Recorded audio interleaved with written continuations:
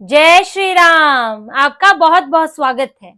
राहुल तेजस्वी की वोटर अधिकार यात्रा को हर दिन विरोध झेलना पड़ रहा है। हर दिन कुछ ना कुछ इनकी यात्रा में ऐसा घटता है जिसके कारण इन्हें फजीहत का सामना करना पड़ता है। एक दिन पहले जहां लाठी डंडे चले हैं कांग्रेस के दफ्तर पर, वहीं अब राहुल गांधी को यात्रा में काले झंडे देखने पड़े हैं। राहुल गांधी की यात्रा में राहुल गांधी मुर्दाबाद के नारे लगे हैं, पीएम मोदी जिंदाबाद के नारे लगे हैं, क्योंकि विरोध हो रहा था पीएम मोदी को गाली दिए जाने का। कांग्रेस के मंच से कांग्रेस के समर्थक ने पीएम मोदी को मां की गाली दी। और यहाँ बात सिर्फ गाली तक नहीं है, यहाँ कांग्रेस की चुप्पी की भी बात है कि कांग्रेस ने इसका विरोध नहीं किया, इसकी निंदा नहीं की, बल्कि इस पर चुप्पी साध ली। यह लाठी डंडे चलने पर, बीजेपी के विरोध प्रदर्शन पर तो हर नेता ने वीडियो बना दिया कांग्रेस के, लेकिन इन्होंने पीएम मोदी के खिलाफ जब गाली गलौज की गई तो उस पर एक शब्द नहीं बोला। राहुल गांधी ने भी नहीं कुछ बोला है, लेकिन अब बीजेपी इस पर यहीं रुकने वाली नहीं है। ये जो अपनी यात्रा चमकाने के मोड में थे, इन्होंने बैठे बैठे भाजपा को हथियार दे दिया है और भाजपा इस मुद्दे को हर दिन उठा रही है। पहले दिन ये जब गाली दी गई तो उसके बाद शिकायत हुई, दूसरे दिन भाजपा के कार्यकर्ता विरोध प्रदर्शन कर रहे थे, शांतिपूर्ण था। कांग्रेस के दफ्तर पर जाकर माहौल गर्मा गया, ईंट पत्थर चले, लाठियां बरसाई गई, एक दूसरे पर खूब झगड़ा हुआ है। लेकिन उसके बाद अब जब इनकी वोटर अधिकार यात्रा आरा पहुंची थी और आरा के भोजपुर में राहुल गांधी अपनी गाड़ी से निकल रहे थे, देखिए उस वक्त कार्यकर्ता तो आसपास ज्यादा थे नहीं, और कार्यकर्ता इनके जब ये मेन रोड पर होते हैं तो भीड़ इकट्ठी करके वीडियो बनाई जाती है। लेकिन जब आप इनके गलियों से यहाँ वहां से निकलते हुए वीडियो देखेंगे अंदरूनी इलाकों से, तो कार्यकर्ता बहुत कम दिखते हैं, झंडे वंडे दिखते नहीं है ज्यादा। तो वो भी आप उसका भी देखेंगे, तो वो जब राहुल गांधी की गाड़ी जा रही है, कोई आसपास खास भीड़ नहीं है, तब वहां पर बीजेपी के कार्यकर्ता नारे लगा रहे हैं, राहुल गांधी मुर्दाबाद, पीएम मोदी जिंदाबाद, और काला कपड़ा दिखा रहे हैं उनकी यात्रा को। अब राहुल गांधी ने जो उनका ये एक चिर परिचित अंदाज हो गया है कि मैं तो मोहब्बत की दुकान लेकर बैठा हूं, मैं फ्लाइंग किस दूंगा, मैं हाथ मिलाऊंगा, लेकिन आपकी मोहब्बत की दुकान से सिर्फ गालियां ही निकलती है। तो इन्होंने क्या किया, वही स्टंट करने के लिए गाड़ी रोकी और जो बीजेपी का कार्यकर्ता वहां पर विरोध कर रहा था उसको गाड़ी के पास बुलाया। अब इनके 4 सुरक्षा कर्मियों ने उसे घेर रखा था। अब उसके बाद उसको बोल रहे हैं, अब उससे कुछ बात कर रहे हैं जो कि सुनाई नहीं पड़ रही है, लेकिन इन्होंने उसे टॉफी दी तो उसने टॉफी नहीं ली। इन्होंने हाथ मिलाने की कोशिश की, उसने हाथ नहीं मिलाया।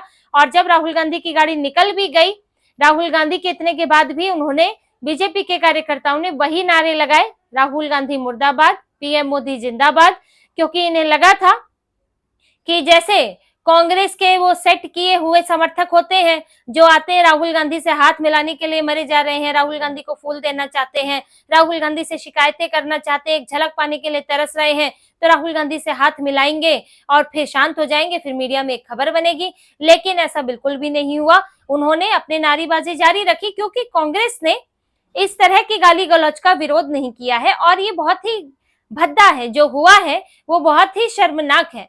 किसी इतनी बड़ी पार्टी के आयोजन में इस तरह की गाली गलौज होना, ये उस आयोजनकर्ता के लिए ही शर्मनाक बात है, उन्हें इसकी जिम्मेदारी लेनी चाहिए। लेकिन इन्होंने ऐसा कुछ नहीं किया। तो अब इसके बाद इनकी जो ये यात्रा है वो आप समझिए कि वो विवादों में ही घिरकर रह गई है। ये चमकाने की कोशिश में थे अपना चेहरा, तेजस्वी का चेहरा, लेकिन वो चमकने की बजाय और कालिख पुत चुकी है इस यात्रा में, क्योंकि हर दिन कोई विवाद हो रहा है। उन विवादों पर हम चर्चा भी कर चुके हैं, मंदिर न जाना, बी आर अम्बेडकर की मूर्ति का अनावरण न करना, स्टालिन को बुलाकर, रेवंत रेड्डी को बुलाकर बिहारियों का अपमान करना, और अब पीएम मोदी को गाली देना। तो यात्रा पर हर दिन कोई ना कोई ग्रहण लग रहा है और भाजपा इस मुद्दे को आप देखिए आगे तक ले जाएगी। अभी तो इनकी यात्रा खत्म होने वाली है, जब यहाँ पर पीएम मोदी की रैली होगी, यहाँ पर अमित शाह आएंगे, योगी आदित्यनाथ आएंगे, नीतीश कुमार रैली के लिए उतरेंगे, तब बात उठेगी कि किस तरह से इनकी रैली के दौरान, इनकी यात्रा के दौरान बिहारियों को गालियां दी गई और देश के प्रधानमंत्री को भी गालियां दी गई। इन लोगों की राजनीतिक प्रतिद्वंदता इतना नीचे गिर गई है कि अब गालियां ही सिर्फ एकमात्र रास्ता बची है। तो अब भाजपा वाले ये मुद्दा तो उठाएंगे ही। अब कांग्रेस यहाँ पर, इनकी यात्रा इनके ऊपर उल्टी पड़ती हुई दिख रही है और राहुल गांधी एक गालीबाज पार्टी के नेता के तौर पर उभर रहे हैं। और राहुल गांधी खुद भी बहुत अभद्र तरीके से बात करते हैं। उन्होंने जिस तरह से डोनाल्ड ट्रंप का नाम लेकर पीएम मोदी के लिए बोला कि डोनाल्ड ट्रंप ने बोला कि तू 24 घंटे में तू जो ये कर रहा है उसे रोक दे, और पीएम मोदी ने इसे 6 घंटे में रोक दिया। ये राहुल गांधी के बयान है। अपने भारत के प्रधानमंत्री के लिए ऐसी बात करते हैं। जब आप डोनाल्ड ट्रंप की बात करते हैं तो पीएम मोदी आपके प्रतिद्वंदी नहीं है, तब वो भारत के प्रधानमंत्री हैं। आप ये कह रहे हैं कि अमेरिका के राष्ट्रपति ने भारत के प्रधानमंत्री को डांट लगाई और भारत का प्रधानमंत्री डर गया, यानी कि भारत डर गया। आप अंतर्राष्ट्रीय मामलों में आपको संभल कर बोलना नहीं आता। अंतर्राष्ट्रीय मामलों में आप ये सीमा ही नहीं समझ रहे हैं कि कब देश के मुद्दे उठ जाते हैं, कब आप अंतर्राष्ट्रीय मामलों में देश की बेइज्जती कर देते हैं। तो राहुल गांधी को तो इतनी भी समझ नहीं है, या फिर वो हार की हताशा में अंधे हो गए हैं। तो राहुल गांधी के व्यवहार की भी इस यात्रा के दौरान चर्चा हो रही है। राहुल और तेजस्वी ने सोचा था कि इस यात्रा से आधार बढ़ा लेंगे, लेकिन आधार बढ़ने की बजाय खिसक रहा है। सेंटीमेंट बदल चुका है। पीएम मोदी को गाली जिसने दी, अब उसकी भी चर्चा है। मोहम्मद रिजवी ने गाली दी, और मोहम्मद रिजवी ने जिस मंच से बोला उसका आयोजन मोहम्मद नौशाद ने किया, जो कि दरभंगा से टिकट भी पा सकते हैं कांग्रेस का। लेकिन राहुल गांधी ने चुप्पी साध ली। राहुल गांधी तुष्टीकरण में इतने अंधे हो गए हैं कि वो इन लोगों को डांट डपट नहीं पाए। हो सकता है मोहम्मद रिजवी की जगह कोई और नाम होता तो वो शायद डपट लेते, कुछ कह लेते, कुछ सावधान रहने के लिए कह लेते, कोई एक्शन ले लेते। लेकिन अब कैसे ले? तुष्टीकरण है, वोट चाहिए। अखिलेश यादव कुछ बोल पाए? जब उनकी बीवी की, अपनी पत्नी की बेइज्जती हुई, उसको भी पी गए। और यहाँ पर तेजस्वी यादव, जब यादव और मुस्लिम का मामला होता है तो यादव के मरने पर इनको कोई दुख नहीं होता, कोई मुद्दा नहीं बनता है। और ये देख चुके हैं, ये तेजस्वी यादव का हाल भी लोग देख चुके हैं। तो ये तुष्टीकरण की पराकाष्ठा पर है। ये लोग जब अपने ही घर में कुछ नहीं कर पा रहे हैं तो दूसरी जो बाहर जनता में जो महिलाएं हैं, बेटियां हैं, उनकी ये लोग क्या रक्षा करेंगे? वहां जो दूसरे लोग हैं उनके साथ इस तरह की स्थितियां बन गई तो राहुल गांधी, तेजस्वी यादव, अखिलेश यादव जैसे नेता क्या बोल पाएंगे उनके लिए? तो ये इनका तुष्टीकरण की भी इनकी कलई खुल गई है कि वोट अधिकार तो एक चुनावी मुद्दा इनके लिए है, लेकिन असल में तो इन्हें अपने वोट बैंक को, अपने वोट का जो इनका आधार है, वोट बेस को साधना है।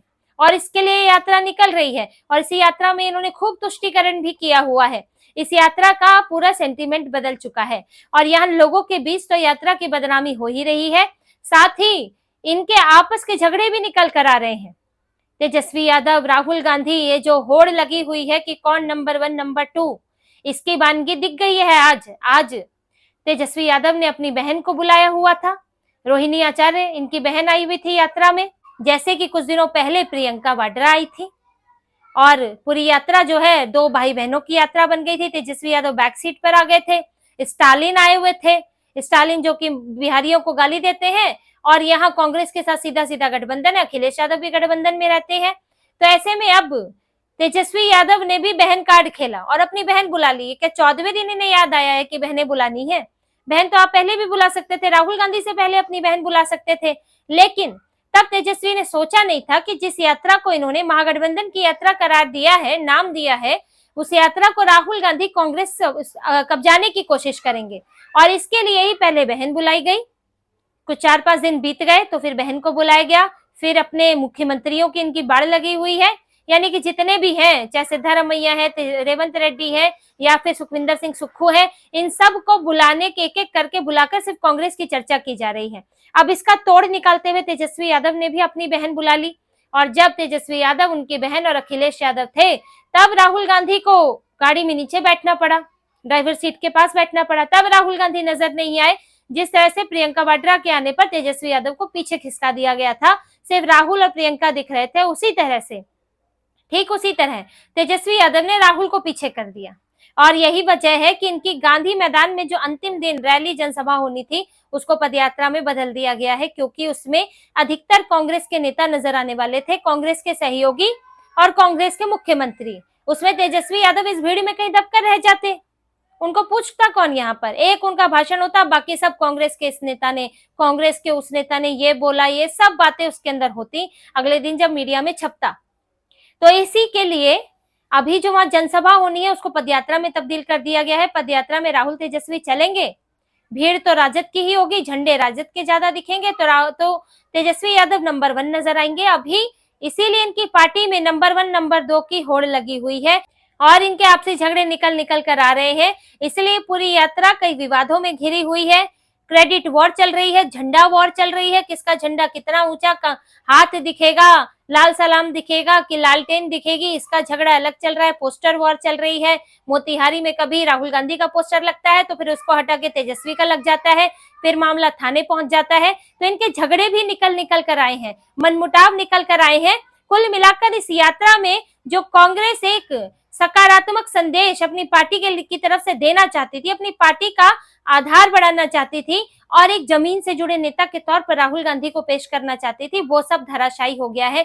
क्योंकि इस यात्रा पे अब दूसरे मुद्दे हावी हो चुके हैं। जब से पीएम मोदी को गाली दी है तो उसके बाद से तो कांग्रेस पूरी तरह बैकफुट पर है और हर दिन कुछ ना कुछ ऐसा होता है, हर दिन ये मुद्दा भाजपा उठा रही है, जिससे कि यात्रा से ज्यादा चर्चा इस मुद्दे की हो जाती है और कांग्रेस से सवाल होता है कि आपने इस पर अभी तक क्या कार्रवाई की है। तो इसी तरह की और खबरें और विश्लेषण आपके लिए लाते रहेंगे। हमसे जुड़े रहिए, सब्सक्राइब कीजिए, कमेंट कीजिए। बहुत बहुत धन्यवाद। जय श्री राम।